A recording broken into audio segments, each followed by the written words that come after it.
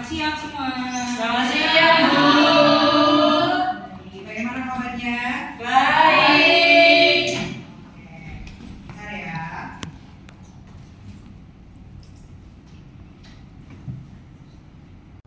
Oke, baik. Sebelum memulai pembelajaran kita hari ini, ada baiknya kita memulai dengan doa. Untuk doa ini boleh dipimpin itu Mas yang di belakang, boleh dibantu pimpin doa kita hari ini. Baik, Bu namanya, Bu. Iya, Mas Faik. Mohon maaf. Ya teman-teman, sebelum mulai pelajaran kali ini masih kita bahas berdoa mulai. Berdoa selesai. Oke, baik. Terima kasih Pak Ik. Sama-sama Bu. Nah, kira-kira ada yang tahu nggak kita hari ini mau belajar apa? Gak tahu. Mau tahu nggak kita belajar apa hari ini? Mau. Kita belajar apa ya? Oke, baik. Hari ini kita akan mempelajari tentang apa ya? Oke, baik. Pada pertemuan kali ini kita akan membahas tentang fotografi dasar. Nah, mendengar kata fotografi kira-kira apa ya yang kalian pikirkan atau kalian bayangkan dengan kata-kata fotografi? Ada yang bisa jawab? Mas Dio? Ya, Mas Dio. Fotografi itu menggambar dengan cahaya. Menggambarkan saya baik. Ada lagi yang lain? Ya, Mbak Aisyah. Fotografi itu kayak kegiatan mengabadikan sebuah momen. Mengabadikan sebuah momen. Ya, benar sekali teman-teman. Fotografi itu menggambar dengan cahaya dan mengabadikan dengan ataupun mengabadikan momen. Nah, untuk lebih lanjut kita akan mempelajari tentang fotografi dasar. Oke. Nah, tujuan dari pembelajaran kita hari ini yaitu untuk mengajarkan kalian agar kalian tuh mampu menjelaskan pengertian dari fotografi. Nah, tadi semua udah hampir kita semua ya, ada Mas Dio dan Mbak Aisyah yang menjelaskan pengertian dari fotografi. Dan juga kalian mampu menjelaskan jenis kamera, mengenal perkelengkapan fotografi dan mempelajari teknik dasar pemotretan. Oke. Nah, seperti yang dijelasin tadi oleh Mbak Aisyah dan Mas Dio, fotografi itu apa sih? Fotografi adalah seni atau praktik mengambil dan memproses foto dengan menggunakan kamera. Yap. Nah, kalau namanya fotografi tentunya menggunakan kamera ya, tentunya kita pasti menggunakan kamera. Ini ada jenis-jenis kamera. Yang pertama itu ada apa aja? Boleh dibantu saya? Mas yang baju putih namanya siapa? Iqbal. Iya, Mas Iqbal, boleh dibantu dibacakan ada berapa aja nama-namanya? Empat-empatnya. Iya, semua. Oke, yang pertama ada kamera DSLR, yang kedua ada kamera mirrorless, dan yang ketiga itu apa? Kamera satu. Kamera satu. Oke. Dan yang terakhir ada kamera konsep. Nah, iya, terima kasih Mas Iqbal. Nah, seperti yang dikatakan oleh Mas Iqbal tadi ada kamera DSLR, kamera mirrorless, kamera satu dan kamera ponsel. Dari keempat kamera ini, kira-kira anak-anak sekalian punya kamera yang mana? Atau di rumah punya kamera DSLR atau punya kamera mirrorless? Atau dan lebih suka yang mana? Kalau untuk fotografi? Mirrorless. Kenapa itu Mas Fajar sukanya kamera mirrorless? Soalnya mirrorless itu sudah memiliki elektronik, sudah memakai elektronik, bukan memakai manual lagi, Bu. Oke, baik. Tadi Mas Fajar menjelaskan katanya lebih suka pakai kamera mirrorless karena kalau pakai kamera mirrorless itu sudah secara elektronik, tidak perlu manual lagi. Bedanya dengan kamera DSLR harus dengan manual, kita menggunakan ISO dan diafragmanya. Oke. Nah, kalau tadi kita udah mempelajari tentang jenis-jenis kamera, sekarang kita akan mempelajari bagian utama yang ada pada kamera. Bagian utama yang ada pada kamera itu ada 4, guys. Ada sensor, lensa, jendela bidik, dan pelepas ranah. Kira-kira ada yang tahu nggak dari keempat ini fungsinya apa? Saya, Bu. Tapi saya cuma bisa menyebutkan 2 saja, Bu. Apakah diperbolehkan? Ya, diperbolehkan. Ya, saya tahu ada yang namanya jendela bidik, itu biasanya dinamakan viewfinder ya, biasanya buat tangkep kampas waktu kita foto, itu ada kayak sniper, kita bidik buat bidik kamera biasanya kan, supaya lebih jelas. Baik, terima kasih Mas Fajar. Tadi Mas Fajar udah jelasin fungsi dari jendela bidik dan lensa. Di mana jendela bidik itu adalah untuk kita melihat objek, dan lensa itu adalah untuk memfokuskan cahaya yang masuk ke dalam kamera. Nah, selanjutnya itu ada sensor. Sensor itu berfungsi sebagai untuk menangkap cahaya. Jadi menangkap cahaya kemudian mengubahnya menjadi sinyal elektronik yang diolah menjadi gambar digital. Dan yang terakhir itu ada pelepas rana. Pelepas rana itu berfungsi untuk mengaktifkan rana ataupun shutter. Jadi bisa dibilang pelepas rana itu seperti cahaya gitu guys. Oke, selanjutnya itu ada perlengkapan dalam fotografi. Dalam fotografi itu apa aja sih perlengkapannya? Nah, perlengkapan dalam fotografi kalau orang mau foto itu pastinya menggunakan payung reflektor. Biasanya itu digunakan kalau fotografinya itu di dalam satu ruangan. Jadi diperlukan payung reflektor. Yang kedua ada stand background. Kalau misalnya dia dalam ruangan dan memerlukan dan memakai background, diperlukan stand background. Ketiga ada filter lensa, tripod, softbox, slide unit, waterproof bag, dan tisu lensa. Tisu lensa seperti kita tahu fungsinya untuk mengelap lensa agar tetap bersih ya teman-teman. Nah, penting diketahui buat kita semua untuk mengelap lensa kamera khususnya seperti lensa DSL atau kamera mirrorless itu nggak boleh sembarangan, nggak boleh pakai pakaian kita. Biasanya kalau cewek-cewek itu kalau ada gosok dikit gitu itu nggak boleh ya teman-teman. Itu nggak boleh karena itu bisa membuat lensa kamera itu menjadi rusak. Nah, selanjutnya ada dasar komposisi. Boleh dibantu Mbak Aisyah untuk membacakan keempat dari dasar komposisi. Ya, dasar komposisi yang pertama ada aturan sepertiga, yaitu membagi gambar menjadi 3 bagian horizontal dan vertikal. Yang kedua ada garis pengarah, garis-garis dalam gambar yang mengarahkan mata penonton ke subjek utama. Yang ketiga ada pembingkaian, menggunakan elemen-elemen di sekitar subjek untuk membuat bingkai alami. Dan yang terakhir ada pola dan simetri, menggunakan simetri dan pola untuk menciptakan komposisi yang menarik. Nah, terima kasih Mbak Isya. Mbak Isya tadi udah membacakan bagi kita semua dari dasar-dasar komposisi. Nah, aturan sepertiga, garis pengarah, pembingkaian, dan pola dan simetri itu seperti apa ya? Nah, ini contohnya. Jadi seperti itu tuh seperti ini teman-teman. Dia membagi dalam fotografi itu membagi dengan tiga kotak ini. Lalu kita bisa melihat fokus gambar itu di mana. Dan selanjutnya adalah pembingkaian itu menciptakan apa yang ada di lingkungan seperti ini. Ini kan ada buah ini. Kita menggunakan objek sebagai bingkai dalam fotonya itu tersebut.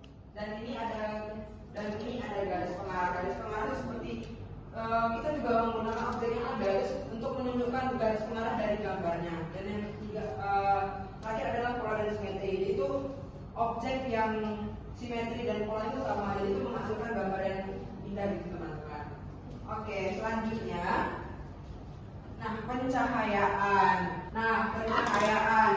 Jadi dalam fotografi tentunya menggunakan cahaya ya teman-teman. Kalau nggak ada cahaya gimana dong gambarnya?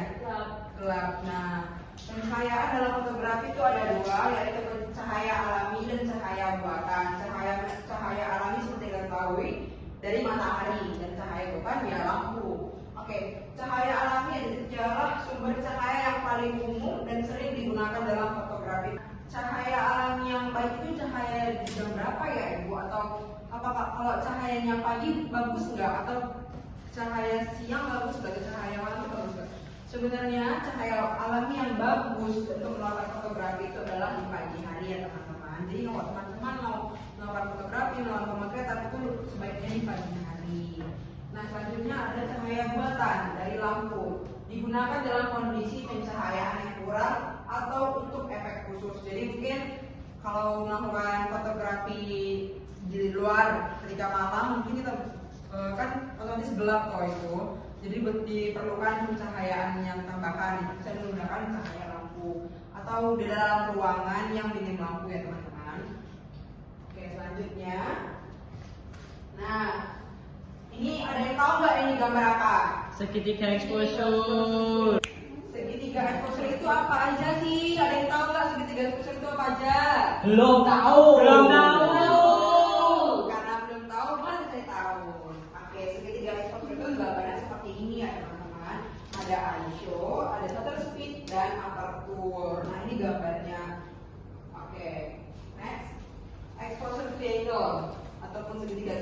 Itu apa sih? Ada diafragma, kecepatan rana, dan ISO atau sensitivitas sensor. Diafragma itu fungsinya ngapain sih? Fungsi dari diafragma itu adalah mengontrol jumlah cahaya yang masuk ke dalam sensor kamera. Dan kedua ada kecepatan rana, mengontrol lamanya sensor terkena cahaya, dan yang terakhir adalah mengontrol sensitivitas sensor terhadap cahaya. Jadi kayak yang ini tadi. Oke, baik. Tadi boleh jelaskannya. Coba Mas Aik, jelaskan lebih lanjut apa yang dimaksud dengan ISO. Jadi ini pengetahuan saya Bu ya. Iya. ISO itu untuk mengatur sensor cahaya. Jadi semakin kecil ISO-nya maka semakin gelap. Oke. Sama kalau semakin gelap semakin terang. Semakin terang. Tapi kalau begitu saja nggak bisa Bu, harus kita diatur juga yang lainnya seperti diafragma sama shutternya itu juga diatur. Kalau misalnya berpacuan sama ISO doang nggak bisa. Oke, baik. Terima kasih Mas Faik. Sama-sama, Bu. Selanjutnya ada kecepatan rana. Kalau untuk kecepatan rana sendiri itu biasanya kalau dia semakin tinggi cahaya nominalnya, maka dia itu semakin gelap, tapi dia semakin cepat Bu. Kemudian kalau kita mengaturnya dengan semakin kecil, maka dia semakin terang, akan tapi dia akan menampilkan efek blur. Efek blur. Itu Bu. Oke, baik. Terima kasih Mas Kojen penjelasannya. Mas Kojen udah jelasin tadi tentang kecepatan rana. Selanjutnya diafragma. Ada yang boleh bantu Ibu nggak menjelaskan lebih spesifik diafragma itu apa? Mas Dio mungkin diafragma? Kalau menurut saya, diafragma itu semakin kecil nilai F-nya, F yang ada di simbolnya diafragma, semakin kecil nilai F-nya, maka semakin besar apertur dan semakin banyak cahaya yang masuk, sehingga gambarnya semakin terang. Oke, baik. Terima kasih Mas Dio buat penjelasannya. Nah, kita udah mempelajari lebih dalam ya tentang diafragma, kecepatan rana, ISO dan ISO ataupun sensitivitas sensor. Nah, tadi kita udah mempelajari lebih dalam tentang ketiga ini, diafragma, kecepatan rana, dan ISO. Oke, kita mau tebak gambar. Ini nggak jauh dari fotografi. Ini fotografi tentang fotografi mana? Ada yang tahu nggak ini gambar apa? Saya Ya, Mas Fauzan. diafragma Bu. Oke. Ya, ini adalah gambar diafragma seperti yang dijelaskan sama Mas Dio tadi. Semakin besar bukaannya maka cahaya masuk kan semakin terang. Nah, seperti ini. Dia F per atau per 2 gambarnya lebih terang kan. Nah, sedangkan dia F per 16 itu gambarnya lebih gelap karena cahaya yang masuk juga sedikit. Oke, selanjutnya ada yang tahu nggak ini gambar apa? Saya. Ya, Mbak Rialfa, ini gambar apa Mbak Rialfa? Atas speed Bu. Gambar speed. Setuju nggak nih gambar speed?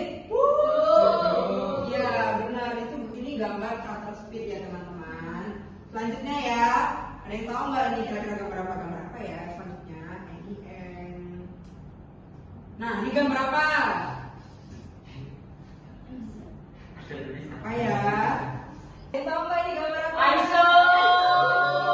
Ya, benar, ini gambar ISO. Udah jelas ini gambar ISO. Jadi ISO itu ada banyak ya. Contohnya ada ISO 100, ISO 200, dan ISO 400. Oke.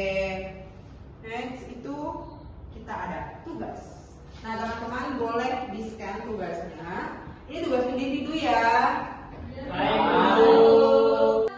Ayo di-scan. Bu, ya saya nggak bisa Bu. Gak bisa. Ya, sama Yulia juga. Jaringannya lemot tak? Iya Bu. Iya, Bu. Masih login lama banget. Bu Rifa aja Bu. Saya salah Rek, atau tidak. Ada yang belum bisa buka soalnya? Sudah. Sudah, Mas Dio sudah bisa buka Sudah, soalnya sudah. Mas Dio. Oke, dikerjakan dalam waktu 20 menit dari sekarang. Oh, Bu, terlalu sedikit Bu. Oke, ditambahi 25 menit dari sekarang ya. Baik Bu.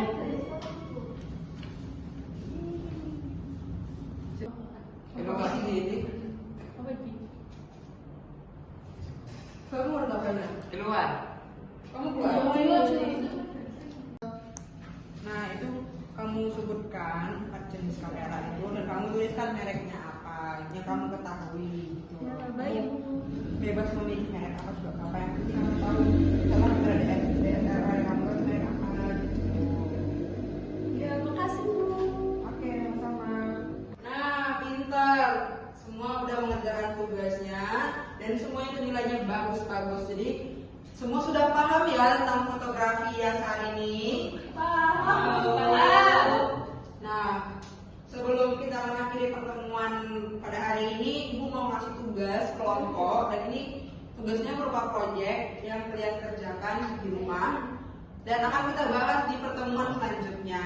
Tugasnya itu ini ya, tugas kelompok adalah kalian berburu foto di lingkungan sekitar, mau di rumah, di sekolah, di taman, di jalanan, bebas. Setiap anggota mengambil 5 foto dengan komposisi berbeda. Jadi tadi kita sudah bahas tentang triangle exposure kan. Nah, jadi kalian harus menggunakan itu. Gunakan aturan rule of third, leading, lines, atau framing. Kemudian setelah kalian mengambil gambar tersebut, dilakukan seleksi dan editing sederhana. Jadi dalam satu kelompok memilih 3 foto terbaik dari setiap anggota kelompok. Kemudian presentasikan dibuat dalam bentuk PowerPoint ya. Konsep dan tujuan foto itu. Jadi kamu konsep foto kamu itu apa dan tujuan foto kamu itu apa. Kemudian jelaskan teknik yang digunakan, komposisinya seperti apa, intinya apa, pencahayaan seperti berapa. Dituliskan ISO-nya berapa, shutter speed-nya berapa, diafragmanya berapa. Dan kemudian dicantumin hasil sebelum di editing dan hasil setelah di editing. Apakah sudah paham? Oke, untuk pembagian kelompoknya Ibu bagikan sesuai nomor absen atau kalian pilih sendiri-sendiri? Pilih sendiri. Oke, satu kelompok itu terdiri dari 4 orang ya. Ayo pilih kelompoknya secara adil. Teman-teman yang kira-kiranya kurang mampu diajak, jangan ditinggalin teman-temannya ya. Ya, Bu, saya sendiri bisa, Bu. Tugas kelompok Mas Rojan, harus kelompok dong. Kalau kamu sendiri nanti kamu emang bisa usahain ininya konsepnya semua. Gak bisa, Bu. Nah, namanya juga tugas kelompok berarti dikerjakan secara berkelompok. Oke, baik, sekian pertemuan hari ini. Semoga ilmu yang kita dapatkan hari ini boleh bermanfaat bagi kita semua. Bila ada kesalahan kata dan